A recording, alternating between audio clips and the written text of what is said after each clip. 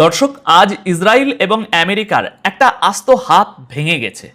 পরিস্থিতি এতটাই ভয়ঙ্কর মোড় নিয়েছে যে লিন্ডসে গ্রাহাম ইরানের সাথে আমেরিকার যুদ্ধ শুরু করিয়েছিল, যে যুদ্ধটাকে চরম সীমায় নিয়ে গিয়েছিল, যার কারণে পুরো মিডল ইস্টের 12টা বেজেছে, বাচ্চাদের রক্ত ঝরেছে। শুধু তাই নয়, যে মানুষটা রাশিয়া ও ইউক্রেনের মধ্যে যুদ্ধ বাঁধিয়েছিল এবং বিশ্বের সব বড় বড় যুদ্ধের মাস্টার মাইন্ড ছিল, সেই লিন্ডসে গ্রাহাম গতকাল হঠাৎ করেই এই দুনিয়া থেকে বিদায় নিয়েছে।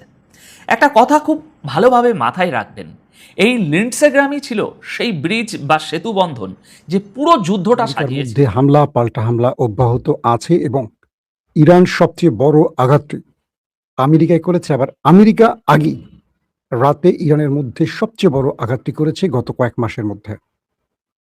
ইরানের অনেক হতাহতের খবর আসতে শুরু করেছে, পাশাপাশি আমেরিকান সেনাদেরও হতাহতের খবর আসতে শুরু করেছে। যখন ডোনাল্ড ট্রাম্প যুদ্ধ করতে রাজি হচ্ছিলেন না, তখন এই লিন্ডসে গ্রাহামই তাকে বুঝিয়ে সুঝিয়ে রাজি করিয়েছিলেন, কারণ সে মনে প্রাণে ইসরায়েলের পক্ষে ছিল। আর আজ সেই লিন্ডসে গ্রাহামের মৃত্যু হয়েছে। বলা হচ্ছে তার হার্ট অ্যাটাক হয়েছে। এখন সে যাই হোক না কেন, আসল সত্যটা হলো সিনেটর লিন্ডসে গ্রাহাম আর এই দুনিয়াতে নেই। একটু কল্পনা করে দেখুন তো দর্শক, এই তো সেদিন যখন যুদ্ধবিরতি হলো, তখন এই লিন্ডসে গ্রাহামই দাবি তুলেছিল যে ইরানের উপর পরমাণু বোমা মারা হোক। সে বলেছিল, মেরে ফেলে ওদের, কিচ্ছু হবে না। আপনি চিন্তাও করতে পারবেন না যে এই মানুষটা ইসরায়েলের জন্য কতটা গুরুত্বপূর্ণ ছিল। যখন ট্রাম্প কোনোভাবেই যুদ্ধের পক্ষে ছিলেন না, তখন এই লিন্ডসে গ্রাহামই তা সে কোনো গোপন অডিও টেপ দেখিয়ে হোক বা অন্য কোনোভাবে ট্রাম্পকে যুদ্ধের জন্য পুরোপুরি ব্রেন ওয়াশ করে ফেলেছিলেন। অর্থাৎ যে মানুষটা এই পুরো যুদ্ধ লাগানোর পেছনের মূল কারিগর ছিল, সে আজ দুনিয়া থেকে বিদায় নিয়েছে। আমেরিকার মাটিতে তার মৃত্যু হয়েছে। এখন পরিস্থিতিটা আসলে কি দাঁড়ালো সেটা একটু মন দিয়ে বুঝুন। দেখুন, আমেরিকার বুকে ইসরায়েলের সবচেয়ে বড় হাতটা আজ ভেঙে গেছে, এটা মাথায় রাখবেন। এই লিন্ডসে গ্রাহামই ছিল ট্রাম্পের পিছনের সেই মূল ছায়াসঙ্গী, যে কোনো মূল্যে, যে কোনো শর্তে ইরানের সাথে যুদ্ধ চালিয়ে যাওয়ার পক্ষে যুক্তি দিত। সে সবসময় বলতো, ইরান হলো শয়তানের আস্তানা, ইরান যতদিন থাকবে ইসরায়েল ততদিন শান্তিতে ঘুমাতে পারবে না। আপনারা নিশ্চয়ই সেই দৃশ্যগুলো দেখেছেন, যখন এই মানুষটা পিট হেগসেথকে ডেকে বলেছিল, তুমি পাকিস্তানের উপর ভরসা করছো? পাকিস্তান ডবল গেম খেলছে, তারা তো ইরানিদের সাথেই দাঁড়িয়ে আছে। সে এও বলেছিল যে ইরানের জাহাজগুলো নাকি পাকিস্তানে লুকিয়ে রাখা হয়েছে, যাতে আমেরিকা সেগুলোতে হামলা করতে না পারে। অর্থাৎ সে শেষ মুহূর্ত পর্যন্ত চেষ্টা করেছে যেন শান্তি আলোচনা সফল না হয়। তার সোজা হিসাব ছিল ইসরায়েল আর ইরানের মধ্যে যে কোনো একজনকে বাঁচতে হবে, আর সেটা হলো ইসরায়েল। ইসরায়েলের নিরাপত্তা তখনই নিশ্চিত হবে যখন ইরান বলে আর কিছুই থাকবে না। দর্শক, এই মানুষটার হঠাৎ করে দুনিয়া থেকে চলে যাওয়ার টাইমিংটা একটু ভেবে দেখুন তো। আয়াতুল্লাহ আলী খামিনির দাফন হওয়ার ঠিক দুদিন পর এই ঘটনা ঘটল। ইরানিরা কি বলছে জানেন? তারা বলছে, আমাদের সাহায্য শূন্য থেকে এসেছে। সবচেয়ে অবাক করার মতো এবং রহস্যময় বিষয় হলো, ঠিক গত পরশুই মোস্তাফা খামিনি একটা কড়া বার্তা দিয়ে বলেছিলেন যে আলী খামিনির রক্তের প্রতিশোধ ইরানি জাতি নেবেই। আর সেই বার্তায় তিনি পরিষ্কার ইঙ্গিত দিয়েছিলেন যে একেবারে টপ লেভেল থেকে শুরু করে নিচের লেভেলের কাউকেই তারা ছাড়বে না। এখন সবাই জানে যে এই হিট লিস্টে নেতানিয়াহু, ট্রাম্প থেকে শুরু করে লিন্ডসে গ্রাহাম সবার নামই ছিল। আর এই বার্তার ঠিক 24 ঘন্টার মধ্যেই ইরান যুদ্ধের অন্যতম মাস্টার মাইন্ডের হঠাৎ মৃত্যুর খবর চলে এলো। এটা কি সত্যিই খুব অদ্ভুত নয়? মানুষটা তো সম্পূর্ণ সুস্থ ছিল। এই তো সেদিন সে ইসরায়েলে ঘুরে এলো, ট্রাম্পকে যুদ্ধের জন্য রাজি করাচ্ছিল। গত পরশু রাতে ইরানের উপর যে হামলাগুলো হলো, তার পেছনেও এই মানুষটার হাত ছিল। ইসরায়েলের স্বার্থে আমেরিকা এবং ইরানের যুদ্ধ চালিয়ে যাওয়ার ক্ষেত্রে এই মানুষটার গুরুত্ব কতটা ছিল তা আপনারা একটু ভাবলেই বুঝবেন। যে পাকিস্তান যখন মধ্যস্থতাকারী হিসাবে কাজ শুরু করলো, তখন তার কাছে পাকিস্তানও শত্রু হয়ে গিয়েছিল। লিন্ডসে গ্রাহামের এই মৃত্যুকে কোনো সাধারণ ঘটনা ভাবার কোনো কারণ নেই। ট্রাম্প নিজে বলেছিলেন, সে শুধু আমার সেরা বন্ধুই নয়, আমার পূর্ণ সমর্থন তার উপর আছে এবং আমার সব গুরুত্বপূর্ণ সিদ্ধান্তে সে সবসময় আমার সাথে লড়ে যায়। আমেরিকা হয়তো এখন এই মৃত্যুকে সাডেন ইলনেস বা অন্য কোনো রং দেওয়ার চেষ্টা করবে, কিন্তু এটা নিশ্চিত যে এই হঠাৎ মৃত্যুর কারণে আমেরিকার সিকিউরিটি এস্টাবলিশমেন্ট একটা বিশাল বড় ধাক্কা খেয়েছে। 2 দিন আগে মোস্তাফা খামেনি তার বাবার জানাজা শেষ করলেন, গত পরশু তিনি প্রতিশোধের বার্তা দিলেন, আর গতকাল এই খবর এলো।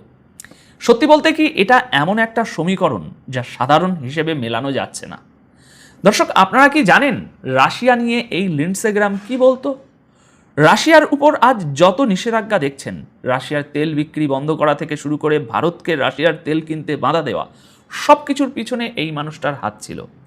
রাশিয়া ইউক্রেন যুদ্ধের পিছনেও তারই হাত ছিল। আর এই তো কদিন আগেই সে ইউক্রেন থেকে ঘুরে এসেছে। এমনকি ট্রাম্প যখন ট্যারিফ নিয়ে যে নাটকটা করছিল, তার পেছনেও এই লিন্ডসে গ্রাহামেরই বুদ্ধি ছিল। যখনই ট্রাম্প ভাবতেন আচ্ছা থাকুক, পরিস্থিতি একটু স্বাভাবিক করা যাক, তখনই এই মানুষটা মাঝখানে এসে বলতো না না না, এটা করা যাবে না, আরও কড়া হতে হবে। উত্তর কোরিয়ার উপর তো সে হামলা করার জন্য এক পায়ে খাড়া ছিল। সে বারবার বলতো উত্তর কোরিয়ার উপর প্রচণ্ড অর্থনৈতিক চাপ সৃষ্টি করে তাদের নিউক্লিয়ার অস্ত্র কেড়ে নিতে হবে। এই লিন্ডসে গ্রাহাম বারবার বলেছে যে আমেরিকার যদি পুরো দুনিয়ার সাথেও যুদ্ধ করতে হয়, তবু ন্যাটোকে মাঝখানে এনে হলেও ইরানকে নিউক্লিয়ার শক্তি হতে দেওয়া যাবে না। সম্প্রতি যে যুদ্ধবিরতিটা হয়েছিল তারও চরম বিরোধিতা করেছিল সে সোজা ট্রাম্পকে বলে দিয়েছিল তুমি ইসরায়েলকে বেচে দিয়েছ, ইরানের কাছে ইসরায়েলকে আত্মসমর্পণ করিয়ে দিয়েছ, এটা কিছুতেই মেনে নেওয়া যায় না। এরপর সে নেতানিয়াহুর কাছে ছুটে গিয়ে বলেছিল আমেরিকা হামলা করুক বা না করুক, তুমি আক্রমণ করে দাও। আর আজ দেখুন, আজ ইসরায়েলের ভিতরে রীতিমতো মাতম চলছে, হাহাকার পড়ে গেছে। তারা কোনোভাবেই এই খবরটা হজম করতে পারছে না। মাত্র 24 ঘন্টা আগে মোস্তাফা খামেনি বললেন যে তারা তাদের শত্রুদের খুঁজবেন এবং বদলা নেবেন, আর এর পরপরই যে মানুষটা আলী খামেনিকে মারার পিছনে সবচেয়ে বেশি সক্রিয় ছিল, সে এই দুনিয়া থেকে বিদায় নিল। এটা এমন একটা রহস্য যার সমাধান আপাতত কারো কাছে নেই। আচ্ছা দর্শক, মোস্তাফা খামেনি যখন বললেন যে আমার বাবার হত্যাকারীদের আমরা ছাড়ব না, এখন সবাই জানে যে আমেরিকা বা ইসরায়েলে ঢুকে সরাসরি টার্গেট করা তো অত সহজ নয়। তাহলে তিনি আসলে কোন লেভেলের কথা বলছিলেন? এটা একটা অত্যন্ত রহস্যময় ব্যাপার। যদি তারা সরাসরি কাউকে টার্গেট করতে পারে তাহলে সেটা নেতানিয়াহু, কারণ নেতানিয়াহুর বাড়িতে বা তার গোপন আস্তানায় হামলা হতে পারে রেঞ্জের মধ্যে। গতবার যখন হামলা হয়েছিল তখন নেতানিয়াহু কয়েক সপ্তাহ ধরে নিখোঁজ ছিলেন, কেউ জানতো না তিনি কোথায় আছেন। এখন আসল সত্যটা হলো আজ ইসরায়েলের একটা বড় হাত ভেঙে গেছে। লিন্ডসে গ্রাহাম এমন একটা মানুষ ছিল যে সমস্ত মানবিকতার সীমা পার করে গিয়েছিল। ইরানে যখন 168 জন বাচ্চা মারা গেল, তখন সে বলেছিল এটা তো কোয়ালেটারাল ড্যামেজ, পার্শ্ব প্রতিক্রিয়া, এমন তো হয়ই। আজ সেই মানুষটা আর নেই। আপনারা দেখুন, আজ মুসলিম দেশগুলোতে যখন এই খবর শুনে এক ধরনের চলছে, তখন ইসরায়েলে চলছে মাতম। ট্রাম্প আজ চরম আপসেট, তিনি বুঝতে পারছেন না যে তার সাথে হঠাৎ করে একই হয়ে গেল। যে মানুষটা প্রতি 2 দিন অন্তর ইসরায়েলে পড়ে থাকতো, নেতানিয়াহুর সাথে মিটিং করত, আজ তার এই পরিণতি। গত পরশু যখন আমেরিকা ইরানের উপরে হামলা চালালো, তখন হয়তো এই মানুষটাই সবচেয়ে বেশি চিয়ার করেছিল, বলেছিল আরও মারো, আরও হামলা করো। আর গতকাল কয়েক ঘন্টার মধ্যেই সে দুনিয়া থেকে চলে গেল। এটা একটা বিশাল বড় রহস্য। এখন দেখার বিষয় হলো আমেরিকা এই বিষয়টাকে আগামী দিনে কিভাবে ব্যাখ্যা করে। ইসরায়েলের মিডিয়াগুলোতে আজ কান্নার রোল পড়ে গেছে। তারা বলছে আমাদের সবচেয়ে ভালো বন্ধু যে আমেরিকায় বসে আমাদের রক্ষা করত, তাকে আজ আমাদের থেকে ছিনিয়ে নেওয়া হলো। এখন সবশেষে একটা বিষয় মনে রাখা জরুরি দর্শক, এই ধরনের ঘটনার পরপরই সামাজিক যোগাযোগ মাধ্যমে নানা ধরনের দাবি, পাল্টা দাবি এবং জল্পনা কল্পনা ছড়িয়ে পড়ে। কোনো ব্যক্তির মৃত্যুর কারণ বা এর পেছনে কোনো দেশের সম্পৃক্ততা সম্পর্কে নির্ভরযোগ্য তদন্ত বা সরকারি প্রমাণ প্রকাশের আগে নিশ্চিত সিদ্ধান্তে পৌঁছানো ঠিক নয়। আগামী কয়েকদিনে এই ঘটনাকে ঘিরে যুক্তরাষ্ট্র, ইসরায়েল এবং আন্তর্জাতিক মহলের প্রক্রিয়া কী হয়, সেটাই হবে সবচেয়ে গুরুত্বপূর্ণ বিষয়। নতুন তথ্য প্রকাশ পেলে পুরো পরিস্থিতির মূল্য এবং আমেরিকার প্রচুর সামরিক অস্ত্র ধ্বংস হয়েছে ইরানের হামলায়। দ্বিতীয় গুরুত্বপূর্ণ খবর হলো আমেরিকা এবং আমেরিকার মিত্রদের 13 জনের হিট লিস্ট ইরানের গণমাধ্যমে প্রকাশ করা হচ্ছে। ইরান কোন 13 জন নেতাকে টার্গেট করতে যাচ্ছে তাদের একটা ইনফোগ্রাফিতে তালিকা পাওয়া গেছে। পাশাপাশি আমেরিকা এবং ইসরায়েলের পরম মিত্র লিন্ডসে গ্রামের মৃত্যুর পর বিশ্ব রাজনীতির যারা গুটি চালেন তাদের মধ্যে আতঙ্ক সৃষ্টি হয়েছে। চলুন আমি আপনাদেরকে খবরগুলো একটা একটা করে দেওয়ার চেষ্টা করছি। প্রথম যেই খবরটি দিয়ে শুরু করতে চাই, হরমুজ প্রণালীতে আবারও ইরান জাহাজ অ্যাটাক করেছে। ইরানের অভিযোগ, ইরান যে নির্ধারিত রুট বলে দিয়েছে পথ, সেই পথটিকে এড়িয়ে আমেরিকান যে পথে যেতে বলছিল ঠিক সেই পথ ব্যবহার করতে গিয়েছিল সেই জাহাজগুলো, এবং প্রতিদিনই এই কাজটি হচ্ছে আর প্রতিদিনই ইরান আক্রমণ করছে। এখানে ইরানের প্রশ্ন হলো বা ইরানের কথা হলো, যদি আমরা এখনই এই জাহাজগুলোকে না থামাই, আগামীতে ইরান হুমকিতে পড়ে যাবে, নাম্বার ওয়ান। নাম্বার টু, আমেরিকার উপর ইরান যে বড় আকারে প্রতিঘাত করছে বা পাল্টা আঘাত করছে, এটা যদি এখনই না করা হয় তাহলে ইরানকে আরো বড় আক্রমণের টার্গেটে পরিণত করবে আমেরিকা। এটা হলো ইরানের দ্বিতীয় বক্তব্য। 3 নম্বর বক্তব্য হলো, ইরান বলছে যে আমেরিকা বাধ্য হয়ে আমাদের শর্ত মেনেছিল, এখন আমেরিকা টেস্ট করতে চাইছে আমাদের আক্রমণ করে আমাদের সক্ষমতা কি আছে, কতটুকু আছে। যদি আমরা কোনো কারণে নমনীয় থাকি, শান্ত থাকি, তাহলে আমেরিকা ইসরায়েল আমাদের উপর আরো বড় অ্যাটাক শুরু করবে। তো এই 3টি অভিযোগকে মাথায় রেখে ইরান আমেরিকাকে পাল্টা জবাব দিচ্ছে এবং খুব শক্তি ব্যবহার করছে বা আক্রমণগুলো খুব শক্তিশালী হচ্ছে। তো কালকে আমেরিকার নির্ধারিত পথ ধরে দুটো জাহাজ প্রবেশের চেষ্টা করে। ইরান সে জাহাজগুলোকে সিগন্যাল দেয়, জাহাজগুলো ইরানের সিগন্যাল অমান্য করে। 3বার সিগন্যাল দেওয়ার পর যখন অমান্য করে ইসলামের নিয়ম অনুসারে 3বার, তখন ইরান সে জাহাজগুলোকে টার্গেট করে আক্রমণ চালায়। এ পর্যন্ত পুরো হরমুজকে ইরান বন্ধ করে দিয়েছে। আর আমেরিকা বলছে যে না, হরমুজে আন্তর্জাতিক জাহাজগুলো তার নিয়ম মাফিক চলাচল করছে, কোনো ব্যত্যয় ঘটেনি। কিন্তু এই সংবাদটি মিথ্যা। যে জাহাজই হরমুজে প্রবেশের চেষ্টা করছে আমেরিকার পথ ধরে, আক্রান্ত হচ্ছে, একদিনও ছাড় দেয়নি।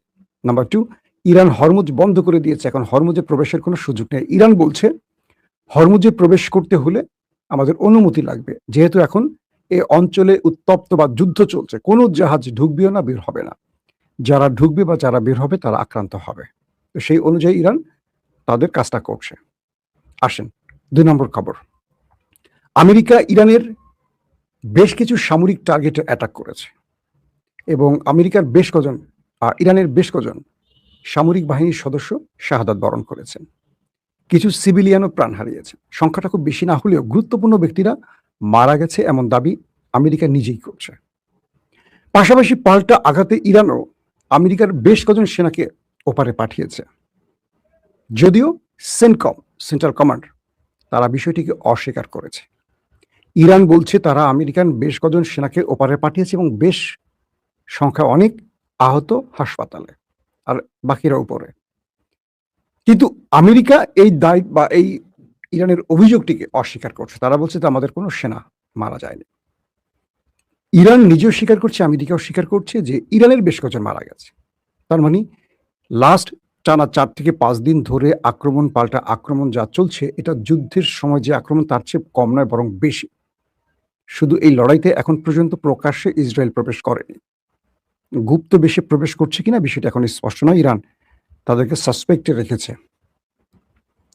আমেরিকা ইরানের যে শহরগুলোতে অ্যাটাক করেছে, আমরা তার কিছু সংক্ষিপ্ত তথ্য আগে আপনাদের দিচ্ছি। তারপরে ওয়াশিংটনের পক্ষ থেকে ইরানের দক্ষিণ উপকূলে নতুন করে বোমা বর্ষণের প্রতিশোধ হিসেবে বাহরাইন, কুয়েত, ওমান ও জর্দানে হামলার দায় স্বীকার করেছে ইরান। কারণ আমেরিকা ইরানের যে দক্ষিণ অঞ্চল সেখানে বেশ কয়েকটি স্থানে টার্গেট করে আক্রমণ করে, তারপর ইরান প্রতিশোধ হিসাবে বাহরাইন, কুয়েত, ওমান ও জর্দানে ব্যাপক অ্যাটাক করে।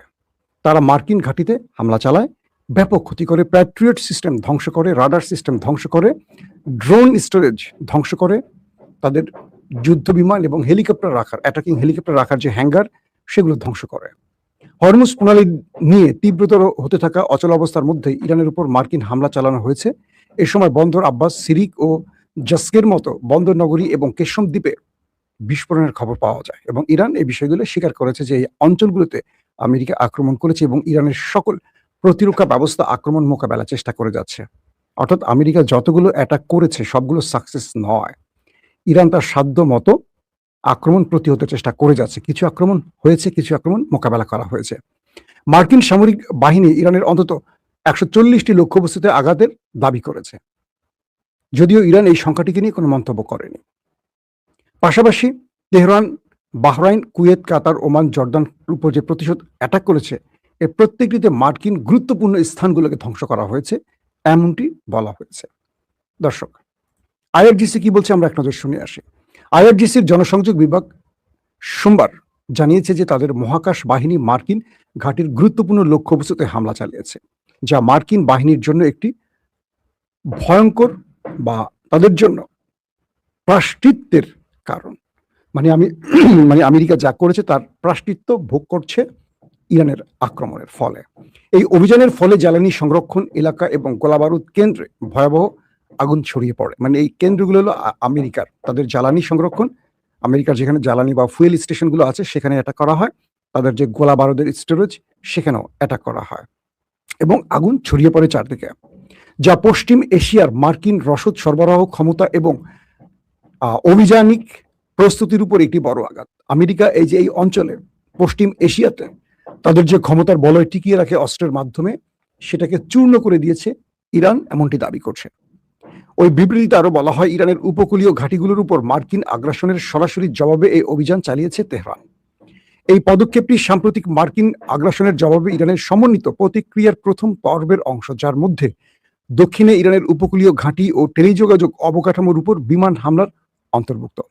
কৌশলগতভাবে গুরুত্বপূর্ণ হরমুজ প্রণালীতে অবৈধ নৌ চলাচল বন্ধের যে সৃষ্ট সংকট তৈরি হয়েছে, সেটা আমেরিকা বারবারই এখানে ব্যর্থ হবার পরও ইরানের সাথে লড়াইটাকে অব্যাহত রাখার চেষ্টা করছে। আইআরজিসি জোর দিয়ে বলেছে যে ব্যালিস্টিক ক্ষেপণাস্ত্র ও ড্রোন ব্যবহার করে অত্যন্ত নিখুঁতভাবে এই হামলাগুলো চালানো হয়েছে, যা জাতীয় সার্বভৌমত্ব রক্ষা এবং মহা শয়তান এর আরও আগ্রাসন প্রতিহত করার ক্ষেত্রে ইরানের সশস্ত্র বাহিনীর প্রতিরক্ষা সক্ষমতা ও অটল সংকল্পকে তুলে ধরে।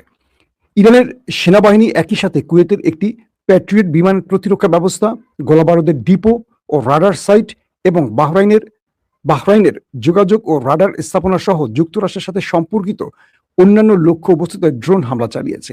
এই সমন্বিত অভিযানগুলো বিদেশি আগ্রাসন মোকাবেলায় ইরানের সামরিক বাহিনীর ঐক্যবদ্ধ শক্তিকে তুলে ধরে। আইআরজিসি সতর্ক করেছে যে মার্কিন যুক্তরাষ্ট্রের বৈরী কর্মকাণ্ড অব্যাহত থাকলে আরো কঠোর ও ব্যাপক প্রতিক্রিয়া দেখাবে তেহরান। এবং সেই বিবৃতিতে বলা হচ্ছে, যোদ্ধাদের প্রতিশোধমূলক অভিযান অব্যাহত রয়েছে এবং ইরানের নিরাপত্তা ও স্বার্থের প্রতি যে কোনো হুমকির বিরুদ্ধে চূড়ান্ত ব্যবস্থা গ্রহণের অঙ্গীকার পুনর্ব্যক্ত করা হচ্ছে। হামলার পর প্রচারিত স্যাটেলাইট চিত্রে প্রিন্স হাসান স্থাপনা, তাদের যে ক্ষতি হয়েছে সেটা দেখা যায় স্যাটেলাইট তথ্যে, এবং সেখানে সেনাবাহিনী হতাহত অবস্থায় দেখা যায়। পাশাপাশি তাদের সাথে যুদ্ধ করা, অর্থাৎ শত্রুদের সাথে ইরানের যে যুদ্ধ হয়েছে সেই যুদ্ধের দৃশ্যগুলো এখন আস্তে আস্তে প্রকাশ্যে আসতে শুরু করছে। দর্শক, এই তথ্যগুলো দিয়েছে আইআরজিসি। আমি আপনাদেরকে প্রেস টিভির মাধ্যমে এই তথ্যগুলো জানালাম। এখন যে বিষয়টি তৈরি হচ্ছে সেটি হলো, এই দুই পক্ষের মধ্যে লড়াইটি ক্রমান্বয়ে বাড়ছে, কমছে না। আমেরিকা এখন নতুন করে একটা প্রশ্ন তৈরি করেছে যে হঠাৎ করে গত রাতে ইরানে কিন্তু ব্যাপক আকারে, ম্যাসিভ আকারে অ্যাটাক করেছে। আরবের কয়েকটি আউটলেট বলছে, গণমাধ্যম বলছে যে ইরান গতকালকে, মানে আজকের রাতের আগের রাতে যে অ্যাটাকগুলো করেছে 6টি দেশে একযোগে, সেখানে প্রচুর সংখ্যক মার্কিন সেনা ওপারে চলে গেছে। তো এ কারণে আমেরিকা ব্যাপক প্রতিশোধমূলক রাতে অ্যাটাকটি চালিয়েছে, মানে গেল রাতে বড় অ্যাটাকটি চালিয়েছে। যদিও আমেরিকা বলছে তাদের কেউ মারা যায়নি, কিন্তু আরবের আউটলেট বা কিছু অসমর্থিত সূত্রও দাবি করছে যে আমেরিকা কালকে রাতে যে এত বড় আক্রমণটি ইরানে করেছে তার প্রধান কারণ তার আগের দিন ইরান যে প্রতিশোধমূলক অ্যাটাকটা করেছে সেখানে প্রচুর মার্কিন সেনা উপরে চলে গেছে, এইটার প্রতিশোধ হিসাবে। এবং ইরান এটি বলছে যে অনেক সেনা তারা মেরেছে আমেরিকার, যদিও আমেরিকা এই পর্যন্ত তাদের সেনাদের প্রকৃত সংখ্যাটা এবং ইসরায়েল তাদের প্রকৃত নিহত সংখ্যাটা বলে না কখনো। দর্শক, দ্বিতীয় যে গুরুত্বপূর্ণ খবর সেটি হলো, টেলিগ্রাম একটি আন্তর্জাতিক গণমাধ্যম, তারা একটা রিপোর্ট প্রকাশ করেছে। সেই টেলিগ্রাফে বলা হয়েছে যে হাম শাহরি, তাদের ইরানের একটি গণমাধ্যম, সেখানে ইনফোগ্রাফিতে 13 জন নেতার ছবি প্রকাশ করা হয়েছে। অর্থাৎ ওয়ার্ল্ড অর্ডার পরিবর্তন করে এরকম 13 জন নেতার ছবি প্রকাশ করা হয়েছে। তো টেলিগ্রাফ বলছে যে হাম শাহরি নামের যে গণমাধ্যমটি ইরানের, তারা অনলাইন ভার্সনে এই 13 জনের ছবিটি তারা দিয়েছে এবং সেখানে তারা বোঝাচ্ছে যে এরা ইরানের হিট লিস্টে আছে। আমি আপনাদের সেই 13 জনের ছবিটা একটু দেখাতে চাচ্ছি।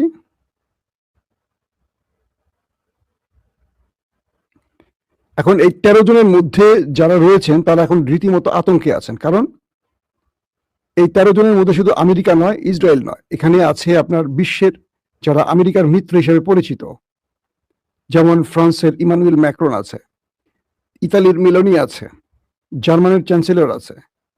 এদের সবারই মোটামুটি এখন কান্নাকাটি শুরু হয়ে গেছে, কি ব্যাপার, আমরা কি অন্যায় করলাম যে আমাদেরকে ইরান টার্গেট করলো কেন। মানে তাদের কাছে এখন প্রশ্ন একটাই যে ইরান আমাদের টার্গেট করলো কেন, আমাদের অপরাধ কি। ধারণা করা হচ্ছে এই দেশগুলো কয়েকবার আমেরিকা এবং ইসরায়েলকে আক্রমণের জন্য তাদের দেশের ঘাঁটি ব্যবহারের অনুমতি দিয়েছে বলে ইরান এই তালিকাগুলোতে তাদের ছবি বা নাম প্রকাশ করেছে। আমি আপনাদেরকে ছবিটা এখন দেখাচ্ছি যে কারা কারা এই তালিকাতে আছেন। আরেকটি বিষয় হতে পারে যে ইরান এখানে একটা কৌশলে খেলা খেলছে, সেটা হলো যে এই নেতাদেরকে ইরান একটা থ্রেটের মধ্যে রাখতে চাইছে।